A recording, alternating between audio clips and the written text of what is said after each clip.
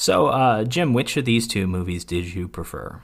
Usually I thought I was going to pick Big Trouble in Little China because I love that movie. But I have to go with, Christ, what's the name of this movie again? The Street Fighter. Okay. Yeah, I have to go with The Street Fighter. It was just something that I wasn't expecting. It blew me out of the water with its really knocked your teeth out, action and gore. Yeah. Yeah, again... Oh, shut up. I mean, for the most part, the only thing I knew about this movie was I knew it was violent, I knew Sonny Chiba was in it, and I knew the skull punch, the X-ray skull punch. That was about it. I didn't realize that the X-ray skull punch was like the 8th most violent thing that happens in the movie, which is kind of amazing. Yeah. It was all just really impressive. And then even like when you learn that this came out in 1974...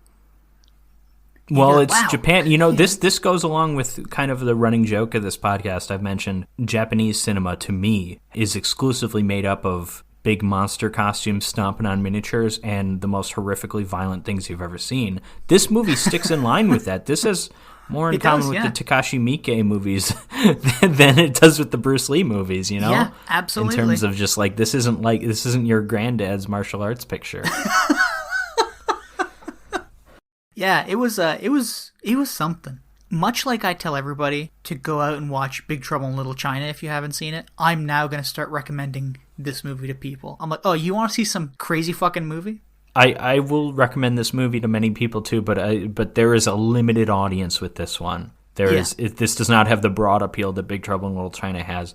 There will be people that are turned off by this movie. This movie is, I know I mentioned this earlier. I don't know if it was one of our episodes or one of our commentary tracks, but I talked about the Red Letter Media has referred to this like a few times, not often, but the idea of a grandma movie, which is the type of movie that like anyone can watch, including your grandma.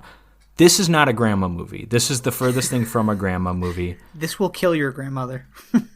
So I think I will recommend this movie as well, but I'm definitely aware that it has limited appeal. But I am going to agree with you. I did prefer this movie to Big Trouble in Little China. It was relatively close for me, but I couldn't deny this felt truly unique in terms of I haven't seen a martial arts picture quite like this, and it was a fresh experience. I mean, Big Trouble in Little China felt pretty fresh too because I hadn't seen it in so long. The interesting thing here is that we have two movies that are pretty unique.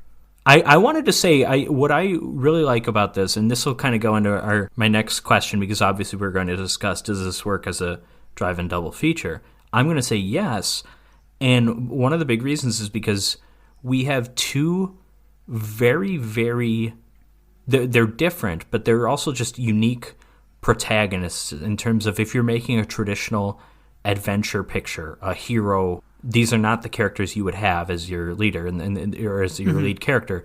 In Big Trouble in Little China, we have this bumbling idiot, this, again, Ash in Army of Darkness, I think is a good comparison. And then in The Street Fighter, you have this psychopath.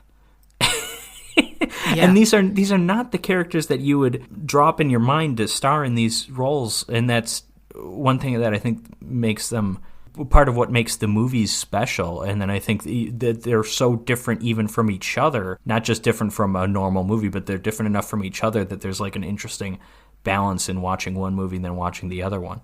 Big Trouble in Little China leads nicely into The Street Fighter because you do have over-the-top, weird, mystical stuff that not only can you sort of not wrap your head around it, but you're like left with like a lot of questions. And then you also have things, like corpses upside down in water. You have a guy blowing up in an over-the-top fashion. But then you move to a movie that's like firmly based in reality. It's a heightened reality. Yeah, where the guy is kicking the shit out of people so badly that they're like expelling vomit, and teeth. It's certainly a far less romantic film than Big Trouble in Little China, in the sense that it is more. It's a dirty film. Not that Big Trouble in Little China is this ultra clean movie or anything, but this movie is just such a freaking dirty, exploitation-y follow-up, and I think that's interesting that we have obviously a common thread in a little bit of Asian flavor, I think is the phrase that I used earlier. There's a little bit of martial arts in both. Street Fighter is a proper martial arts film.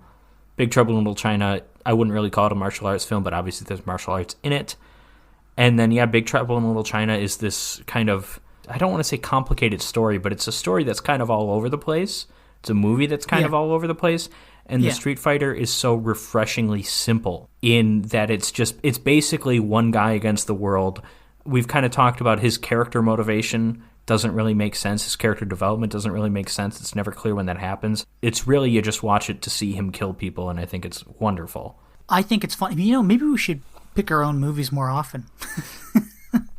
Well, you need me to pick as interesting a movie as The Street Fighter next time. I'll have to find something else I haven't seen.